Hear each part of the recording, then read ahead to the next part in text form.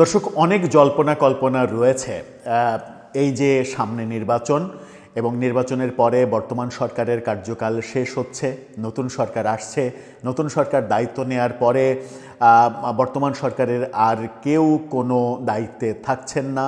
সেই হিসেবে আমাদের প্রধান উপদেষ্টা নোবেলজয়ী প্রফেসর ইউনূসও সরকারের কোনো দায়িত্বে থাকছেন না, দেশের কোনো দায়িত্বে থাকছেন না। সেরকম মুহূর্তে প্রফেসর ইউনূস কী করবেন, কোন কর্মে লিপ্ত হবেন, এই আলোচনা যেমন রয়েছে তেমনি এই আলোচনাও রয়েছে যে প্রফেসর ইউনূস কি বাংলাদেশের পরবর্তী রাষ্ট্রপতি হতে চলেছেন। পরবর্তী যে সরকার আসবে, যে জোটের সরকারই আসুক, বিএনপি জোটের সরকার কিংবা জামাত জোটের সরকার, যে জোটের সরকারই আসুক না কেন, প্রফেসর ইউনূসকে কি রাষ্ট্রপতি বানাবেন তারা? পরবর্তীতে আমরা দেখব যে 5 বছর মেয়াদের জন্য প্রফেসর ইউনূস প্রধান উপদেষ্টা থেকে এবার রাষ্ট্রপতি হচ্ছেন, কিংবা রাষ্ট্রপতি হওয়ার ক্ষেত্রে তিনি আগ্রহ প্রকাশ করবেন কতটা। এরকম আলোচনার মধ্যে আজকে অবশেষে কিছুটা আঁচ করা গেল যে প্রধান উপদেষ্টা দায়িত্ব শেষে অর্থাৎ 12ই ফেব্রুয়ারি নির্বাচনের পরে কি করবেন, কি করতে চান, সেই ব্যাপারে একটা স্পষ্ট ভাষ্য তিনি দিয়েছেন, যেটা প্রধান উপদেষ্টার প্রেস উইং থেকে জানানো হয়েছে। কি করতে চান প্রধান উপদেষ্টা নির্বাচনের পরে দায়িত্ব পালন শেষে? চলুন একটু জেনে দেখি এই ইন্টারেস্টিং ব্যাপারটা। কি করতে চান তিনি, কি তার লক্ষ্য? থাকবেন পলিটিক্স টিভির নিয়মিত আয়োজনে।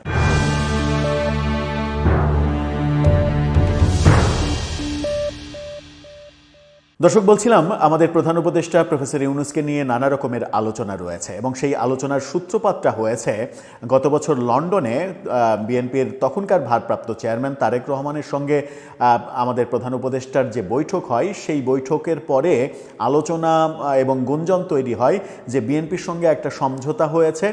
বিএনপি আগামী নির্বাচনের মাধ্যমে ক্ষমতায় গেলে প্রফেসর ইউনূসকে রাষ্ট্রপতি বানাবে, রাষ্ট্রপতি হিসেবে প্রফেসর ইউনূসকে রাখবেন।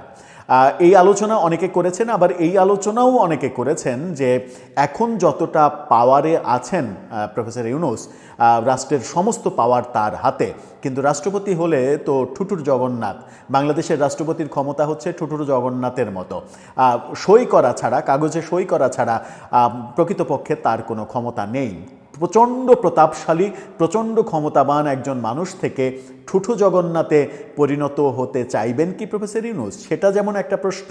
আর একটা প্রশ্ন হচ্ছে, প্রফেসর ইউনূসের মতো আন্তর্জাতিক খ্যাতিসম্পন্ন এবং এত পাওয়ারফুল একজন মানুষকে বিএনপি নির্বাচনের পরে তাকে কি রাষ্ট্রপতি হিসেবে নিরাপদ মনে করবে?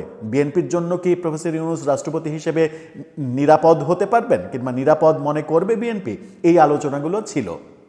আবার যখন এনসিপির সঙ্গে জামাতের জোট হলো, তখন মনে হচ্ছে যে যদি জামাত জোট নির্বাচিত হয়, এনসিপি জামাত জোট যদি নির্বাচিত হয়, তাহলে এই জোট সরকার ক্ষমতায় গেলে প্রফেসর ইউনূসকে রাষ্ট্রপতি বানাতে পারেন, সেই সম্ভাবনা প্রচণ্ড। এরকম দুই আলোচনা যখন রয়েছে, তখন আজকে জাপানের সাবেক প্রধানমন্ত্রী শিনজো আবের স্ত্রী আকি আবে ঢাকায় রাষ্ট্রীয় অতিথি ভবন যমুনায় প্রধান উপদেষ্টার সঙ্গে সাক্ষাৎ করেছেন।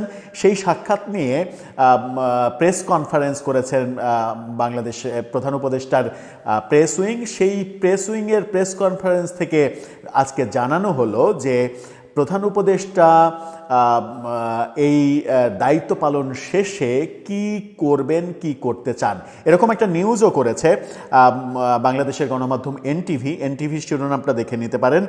আকি আবের সঙ্গে ছবি সহ প্রধান উপদেষ্টার, তারা বলছে নির্বাচনের পর কি করবেন ডক্টর ইউনূস, জানালো প্রেস উইং। বাসসের তরফ দিয়ে এই খবরটা এনটিভি দিচ্ছে। এনটিভি যখন এই খবরটা দিচ্ছে, সেখানে বলা হচ্ছে প্রধান উপদেষ্টা 3টি কাজ করবেন, 3টি কাজের ওপরে গুরুত্ব দেবেন। পরবর্তী কর্মপরিকল্পনা, সেই পরবর্তী কর্মপরিকল্পনায় তার 3টি বিষয় রয়েছে। প্রধান উপদেষ্টা বলেছেন যে প্রথমত ডিজিটাল স্বাস্থ্যসেবা উন্নয়নে কাজ করা হবে যাতে দেশের নারী ও প্রান্তিক জনগোষ্ঠীর স্বাস্থ্যসেবায় প্রবেশাধিকার বাড়ে। পাশাপাশি প্রবাসী বাংলাদেশিরা যেন একটি ডিজিটাল ব্যবস্থার মাধ্যমে তাদের পরিবারের স্বাস্থ্য সংক্রান্ত তথ্য জানতে ও প্রয়োজনীয় পরামর্শ দিতে পারে সেই ব্যবস্থাও গড়ে তোলার পরিকল্পনার কথা তিনি জানান।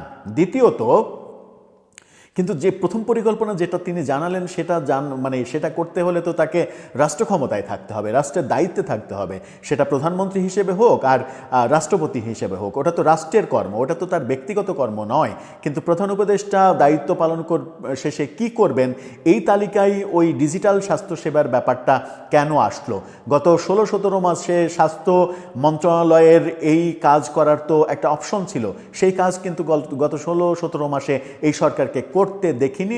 স্বাস্থ্য উপদেষ্টার পদে একজন যে আছেন এটাও আমরা খুব কম টের পেয়েছি।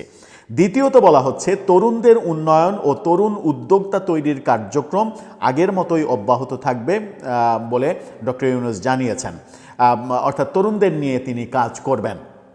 তৃতীয়ত এসডিজি সংশ্লিষ্ট কার্যক্রমও তিনি ধারাবাহিকভাবে চালিয়ে যাওয়ার কথা বলেছেন। এই তিনটি কথা বলেছেন। এসডিজি সংশ্লিষ্ট কার্যক্রম অর্থাৎ তার এনজিও সংক্রান্ত যে সকল কার্যক্রম তিনি করেন সেগুলো করবেন, তরুণদের উন্নয়ন তরুণ উদ্যোক্তা তৈরির কার্যক্রম সেগুলো করবেন, আর ডিজিটাল স্বাস্থ্যসেবা নিয়ে তিনি কাজ করবেন। ডিজিটাল স্বাস্থ্যসেবা নিয়ে ব্যক্তি পর্যায়ে কিংবা বেসরকারি পর্যায়ে কাজ করার কতটা অপশন রয়েছে সেটা যদিও একটা প্রশ্ন সাপেক্ষ ব্যাপার।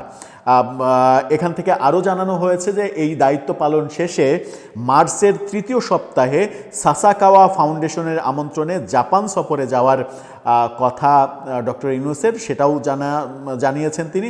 সফরকালে সামুদ্রিক গবেষণা ও ওশান রিসার্চ সহ বিভিন্ন ক্ষেত্রে বাংলাদেশের সঙ্গে সহযোগিতা জোরদারের বিষয়ে আলোচনা হবে। সেই আলোচনাও বাংলাদেশের রাষ্ট্র ক্ষমতায় থাকা কিংবা পাওয়ারফুল একটা জায়গায় না থাকলে বাংলাদেশের পক্ষে তো সেই আলোচনাটা তিনি করতে পারবেন না। 1 নম্বর পয়েন্ট, তিনি ডিজিটাল সেবা নিয়ে কাজ করবেন। দ্বিতীয় পয়েন্ট, তরুণদের উন্নয়ন নিয়ে কাজ করবেন, তরুণ উদ্যোক্তা তৈরির কাজ করবেন। যে উদ্যোক্তা তৈরির কাজ এবং তরুণদের জন্য বিনিয়োগ, দেশের জন্য বিনিয়োগ, এরকম বহু কথা আমরা গত 16-17 মাস ধরে শুনেছি।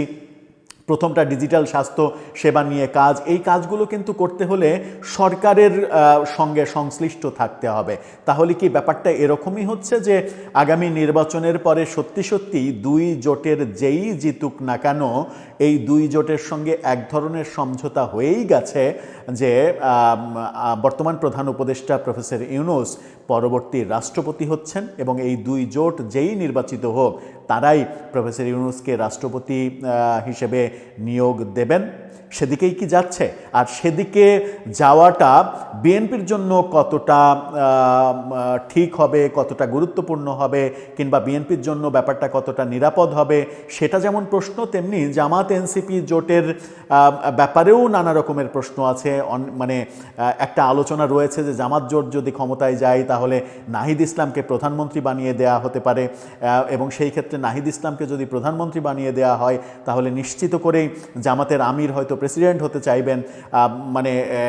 এত বড় একটা বিজয়ের পরে রাষ্ট্র ক্ষমতা উপভোগ করবেন না জামাতের কোনো নেতা, এটা তো হতে পারে না। সব মিলিয়ে ব্যাপারগুলো কনফিউজিং, এখন পর্যন্ত ব্যাপারগুলো ক্রিস্টাল ক্লিয়ার না। দর্শক, আপনি কি অনুমান করতে পারেন দায়িত্ব এই পালনের শেষে 12 ফেব্রুয়ারি নির্বাচনের পরে প্রফেসর ইউনূস রাষ্ট্র ক্ষমতার অংশীদার হয়ে কোনো একটা জায়গায় থাকবেন? কোনো একটা জায়গা মানে তো অবশ্যই রাষ্ট্রপতি, তাছাড়া আর কোনো অপশন নেই। নাকি তিনি তার নিজের কাজে ফিরে যাবেন, যে কাজ গ্রামীণ ব্যাংক কিংবা গ্রামীণ কেন্দ্রিক তার যে কাজ সেই কাজে ফিরে যাবেন এবং হয়তো বাংলাদেশে থাকবেনও না, বিশ্বব্যাপী ঘুরে বেড়াবেন, বিশ্বের বিভিন্ন জায়গায় কাজ করবেন, বিশ্বের বিভিন্ন দেশের নাগরিকত্ব চাইলেই তো তিনি পাবেন। ইতিমধ্যে তার অনেক দেশের নাগরিকত্ব থাকার ব্যাপারেও বহু আলোচনা হয়েছে। নাগরিকত্ব তার জন্য কোনো ব্যাপার না। এখন ব্যাপার হচ্ছে যে জীবনের পরবর্তী অংশটা তিনি কিভাবে ব্যয় করতে চান। আজকে প্রেস উইং থেকে যেটা বলা হলো সেটাই তার শেষ ভাষ্য, নাকি আরও কিছু পরিকল্পনা আছে সেটা হয়তো সময়ই বলে দেবে। দর্শক, আপনার মন্তব্যকে এই ব্যাপারে জানিয়ে লিখতে পারেন আমাদের কমেন্ট বক্সে।